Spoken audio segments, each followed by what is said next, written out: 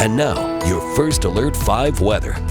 Well, it wasn't just us outside today enjoying the nice and sunny skies today. Pronghorn were spotted a little bit east of Schriever Space Force Base by Chris, and they were again out just enjoying the nice weather that we've been having. And we are going to continue on with these very nice conditions, and it's actually going to warm up. But this evening we are still sitting in the 20s, still very nice and clear outside. But that's what's helping us to really decrease with our temperatures. Humidity values have gone up over the past few hours, and winds are staying light. But that's not going to be the story as we head into later on this week. So we are feeling like spring as we start off this work week. Fire danger is going to continue to be a concern because of this powerful jet stream that's going to be sitting over the state. Yet again, that's also going to bring us some very gusty conditions. So here's a look at this jet stream that is eventually going to move into the area starting around Tuesday. That's when you'll start to notice that mainly towards the northern portion of the state we'll see the windiest conditions, but here in the plains of Colorado, we're going to continue to see the fire danger risk increase as well as those gusty winds. I imagine that Wednesday is going to be the windiest day for us, and that's going to continue on into Thursday. And look how long this energy is going to be sticking around. That's going to stick around all the way through the end of the week, and even into Saturday potentially. We're likely going to continue to see that.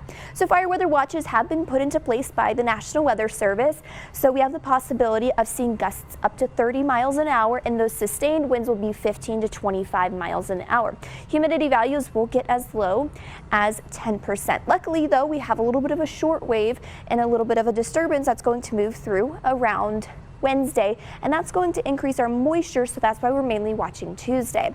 But the other thing with Tuesday, with those gusty winds that we're seeing, we do have some high wind watches that will be in place a little bit closer to the northern front range and the mosquito range.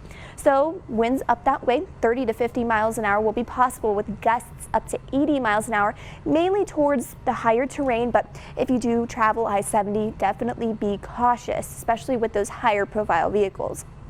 Overnight lows tonight will continue to dip into the 20s here in Colorado Springs, teens for Pueblo, 25 degrees for Canyon City, and we'll get into the lower 20s for Woodland Park. And then this is where we're going to warm up starting tomorrow afternoon, 62 degrees for that afternoon high for Colorado Springs. We'll get into mid 60s for Pueblo and Canyon City, and even Woodland Park will be getting in on that action with 50s in the forecast. So let's look at the next few days and what we can expect. So the windiest day is likely going to be Wednesday, but you notice Tuesday we will be in the 70s, and that's going to be pushing record-breaking territory. That current record set back in 1986 at 71 degrees.